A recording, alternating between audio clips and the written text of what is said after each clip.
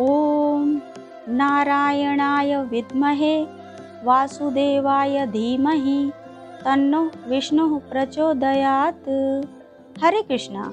आप सभी का आपके अपने चैनल में बहुत बहुत स्वागत है। आप सभी को अपरा एकादशी की ढेर सारी शुभकामनाएं। भगवान श्री हरि विष्णु और माता लक्ष्मी की कृपा आप सब पर सदैव बनी रहे। आइए आज आप सुनेंगे अपरा एकादशी व्रत की कथा। हिंदू धर्म में एकादशी का बहुत अधिक महत्व होता है। प्रत्येक माह में 2 बार एकादशी पड़ती है, एक कृष्ण पक्ष में और एक शुक्ल पक्ष में। ज्येष्ठ माह के कृष्ण पक्ष में पड़ने वाली एकादशी को अपरा एकादशी के नाम से जाना जाता है। अपरा एकादशी को अचला एकादशी भी कहा जाता है। अपरा एकादशी को अपने नाम के अनुसार ही अपार धन और पुण्य फल देने वाला बताया गया है। इसके प्रभाव से मनुष्य के कीर्ति, पुण्य और धन में वृद्धि होती है। इस व्रत के पुण्य से ब्रह्म हत्या, असत्य भाषण, झूठा वेद पढ़ने से लगा हुआ पाप आदि नष्ट हो जाता है। पद्म पुराण के अनुसार इस एकादशी का व्रत करने से मनुष्य भव सागर से तर जाता है और उसे प्रेत योनि के कष्ट नहीं भुगतने पड़ते। तो आइए भगवान श्री हरि विष्णु और माता लक्ष्मी का मन में ध्यान करते हुए अपरा एकादशी व्रत कथा का श्रवण करते हैं। अपरा एकादशी व्रत कथा। एक समय की बात है, युधिष्ठिर कहने लगे कि हे भगवान, ज्येष्ठ कृष्ण एकादशी का क्या नाम है तथा उसका महात्म क्या है, सो कृपा कर कहिए। भगवान श्री कृष्ण कहने लगे कि हे राजन, यह एकादशी अचला तथा अपरा 2 नामों से जानी जाती है। पुराणों के अनुसार ज्येष्ठ कृष्ण पक्ष की एकादशी अपरा एकादशी है, क्योंकि यह अपार धन देने वाली है। जो मनुष्य इस व्रत को करते हैं वे संसार में प्रसिद्ध हो जाते हैं। इस दिन भगवान त्रिविक्रम की पूजा की जाती है। अपरा एकादशी के व्रत के प्रभाव से ब्रह्म हत्या, भूत योनि, दूसरे की निंदा आदि के सब पाप दूर हो जाते हैं। इस व्रत के करने से पर स्त्री गमन, झूठी गवाही देना, झूठ बोलना, झूठे शास्त्र पढ़ना या बनाना, झूठा ज्योतिषी बनना तथा झूठा वैद्य बनना आदि सब पाप नष्ट हो जाते हैं। जो क्षत्रिय युद्ध से भाग जाए वे नरकगामी होते हैं, परंतु अपरा एकादशी का व्रत करने से वे भी स्वर्ग को प्राप्त हो जाते हैं। जो शिष्य गुरु से शिक्षा ग्रहण करते हैं फिर उनकी निंदा करते हैं वे अवश्य नरक में पड़ते हैं, मगर अपरा एकादशी का व्रत करने से वे भी इस पाप से मुक्त हो जाते हैं। जो फल तीनों पुष्कर में कार्तिक पूर्णिमा को स्नान करने से या गंगा तट पर पितरों को पिंड दान करने से प्राप्त होता है, वही अपरा एकादशी का व्रत करने से प्राप्त होता है। मकर के सूर्य में प्रयागराज के स्नान से, शिवरात्रि का व्रत करने से, सिंह राशि के बृहस्पति में गोमती नदी के स्नान से, कुंभ के केदारनाथ के दर्शन या बद्रीनाथ के दर्शन, सूर्य ग्रहण में कुरुक्षेत्र के स्नान से, स्वर्ण दान करने से अथवा अर्ध प्रसूता गौ दान से जो फल मिलता है वही फल अपरा एकादशी के व्रत से मिलता है। यह व्रत पाप रूपी वृक्ष को काटने के लिए कुल्हाड़ी है, पाप रूपी ईंधन को जलाने के लिए अग्नि है, पाप रूपी अंधकार को मिटाने के लिए सूर्य के समान है, मृगों को मारने के लिए सिंह के समान है। अतः मनुष्यों को पाप से डरते हुए इस व्रत को करना चाहिए। अपरा एकादशी का व्रत तथा भगवान का पूजन करने से मनुष्य सब पापों से छूटकर विष्णु लोक को जाता है। इसकी प्रचलित कथा के अनुसार प्राचीन काल में महिध्वज नामक एक धर्मात्मा राजा था। उसका छोटा भाई वज्रध्वज बड़ा ही क्रूर था, अधर्मी तथा अन्यायी था। वह अपने बड़े भाई से द्वेष रखता था। उस पापी ने एक दिन रात्रि में अपने बड़े भाई की हत्या करके उसकी देह को एक जंगली पीपल के नीचे गाड़ दिया। इस अकाल मृत्यु से राजा प्रेतात्मा के रूप में उसी पीपल पर रहने लगा और अनेक उत्पात करने लगा। एक दिन अचानक धौम्य नामक ऋषि उधर से गुजरे। उन्होंने प्रेत को देखा और तपोबल से उसके अतीत को जान लिया। अपने तपोबल से प्रेत उत्पात का कारण समझा। ऋषि ने प्रसन्न होकर उस प्रेत को पीपल के पेड़ से उतारा तथा परलोक विद्या का उपदेश दिया।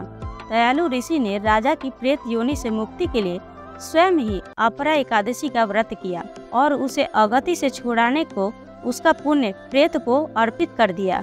इस पुण्य के प्रभाव से राजा की प्रेत योनि से मुक्ति हो गई। वह ऋषि को धन्यवाद देता हुआ दिव्य देह धारण कर पुष्पक विमान में बैठकर स्वर्ग को चला गया। हे राजन, यह अपरा एकादशी की कथा मैंने लोक हित के लिए कही है।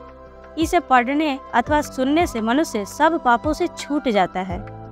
इस प्रकार अपरा एकादशी की कथा पूर्ण हुई। प्रेम से बोलिए भगवान श्री हरि विष्णु की जय, माता लक्ष्मी की जय। और अब आप सुनेंगे एकादशी माता की कथा। एकादशी का व्रत एकादशी माता की कथा सुने बिना अधूरा माना जाता है, इसलिए पूरे श्रद्धा भाव के साथ एकादशी माता की कथा भी जरूर सुननी चाहिए। एकादशी माता की कथा के अनुसार मुर नाम का एक दैत्य था।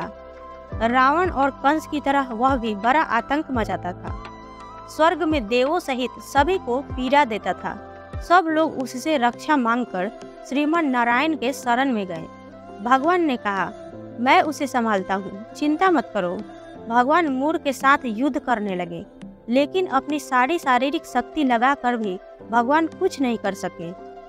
भगवान को युद्ध के मैदान से पलायन करना पड़ा। वे हिमालय की एक गुफा में छिप गए। मुर भी उनका पीछा करते हुए वहां पहुंच गया। भगवान ने ध्यान करना शुरू किया और उनके मन से एक शक्ति उत्पन्न की, उनकी मानसिक शक्ति। इस शक्ति ने बाहर आकर मुर को अपनी तलवार से मार डाला। हम जानते हैं कि शरीर में 10 इंद्रियां हैं, 5 ज्ञानेंद्रिय और 5 कर्मेंद्रिय। 11वीं इंद्रिया है मन। संस्कृत में एकादशी का अर्थ है 11। चूँकि यह देवी उनके मन भगवान की 11वीं इंद्रियों से निकली थी, इसलिए भगवान ने उन्हें एकादशी के नाम से पुकारा। एकादशी माता की उत्पत्ति का दिन उनके नाम से ही जाना जाने लगा। माता एकादशी के अंतिम चरण के दौरान उत्पन्न हुई थी, इसलिए इसे जयंती कहते हैं। और उन्होंने द्वादशी के पहले चरण के दौरान दैत्य को मार डाला था, इसे स्मरणती कहते हैं। और अब जानते हैं कि एकादशी के दिन भोजन क्यों नहीं करना चाहिए। भगवान ने घोषणा की कि एकादशी के दौरान देवी के इस महान कार्य के कारण पूरे जगत में कोई भी पाप नहीं रहेगा। लेकिन पाप तो पहले से ही है। जब उसने यह सुना, पाप पुरुष आश्रय की तलाश में इधर उधर भागने लगा। एकादशी के दौरान वह कहाँ रहेगा? वह जहाँ भी गया, सभी ने उसे आश्रय देने से इनकार कर दिया। अंत में अन्न यानी भोजन ने एकादशी के दौरान उसे आश्रय देने के लिए सहमत हुआ।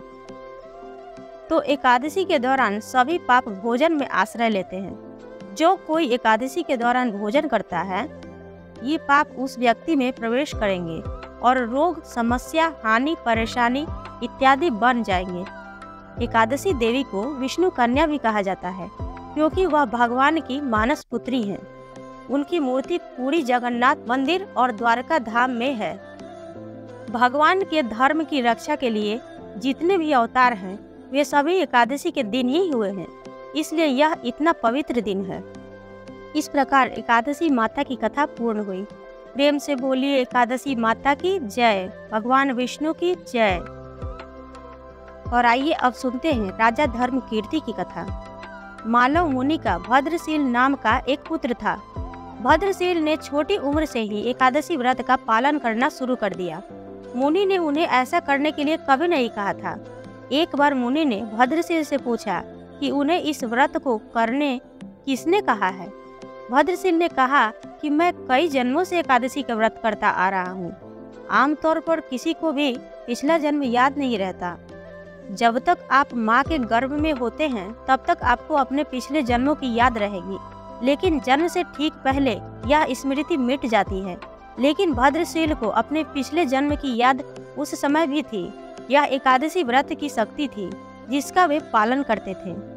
वे एक पूर्व जन्म में धर्मकीर्ति नामक राजा थे। धर्मकीर्ति बहुत क्रूर था, उसे कोई पसंद नहीं करता था। ऐसा कोई पाप नहीं था जो उसने नहीं किया हो। एक बार वह अपने सैनिकों के साथ शिकार पर गया। उसने एक हिरण को देखा और अपने सैनिकों को उस हिरण को चारों ओर से घेरने के लिए कहा। राजा ने कहा कि जो भी हिरण को भागने देगा, उसका पूरा परिवार मार डाला जाएगा। हिरण ने यह सुना और सोचा, बेचारे सैनिक, मैं उनमें से किसी को कुछ भी होने नहीं दूंगा। हिरण राजा के पास से निकल भागा। राजा ने हिरण का पीछा किया। सूर्यास्त होते राजा एक घने जंगल के अंदर फंस गया। हिरण कहीं दिखाई नहीं दे रहा था। राजा ने एक पेड़ के नीचे रात बिताई। उसने दिन भर में कुछ भी नहीं खाया था। उसे चारों ओर खतरनाक जानवरों के गुर्राने की आवाज सुनाई दे रही थी। वह रात भर सो नहीं सका। राजा ने डर से श्री हरि परमात्मा से प्रार्थना करना शुरू कर दिया। फिर सुबह होते ही उसकी मृत्यु हो गई। यमदूत आए और उसे यमराज के पास ले गए। यमराज ने पूछा, तुम लोग इन्हें यहाँ क्यों लाए हो? इनका स्थान वैकुंठ में भगवान महाविष्णु के बगल में है। लेकिन राजन, यह तो महापापी है। नहीं, वह सब चला गया। ये अब पवित्र है। जिस दिन उनकी मृत्यु हुई वह एकादशी का दिन था। उन्होंने दिन भर उपवास किया और रात में जागते हुए श्री हरि का स्मरण किया। उनके सारे पाप दूर हो गए, वे पवित्र हो गए। यमराज ने स्वयं एक स्वर्ण रथ बुलाया और राजा को वैकुंठ भेज दिया। जब लोगों को इस बारे में पृथ्वी पर पता चला तो वे सभी एकादशी का पालन करने के लिए और अधिक उत्साहित हो गए। इस प्रकार एकादशी की कथा पूर्ण हुई। प्रेम से बोलिए भगवान श्री हरि विष्णु की जय, माता लक्ष्मी की जय, एकादशी माता की जय। तो आशा करती हूँ कि आप सबको यह वीडियो पसंद आई होगी। वीडियो पसंद आई हो तो वीडियो को लाइक करें, शेयर करें, चैनल को सब्सक्राइब करें और कमेंट बॉक्स में हरे कृष्णा अवश्य लिखें। मिलते हैं अगले वीडियो में, तब तक के लिए जय श्री राधे।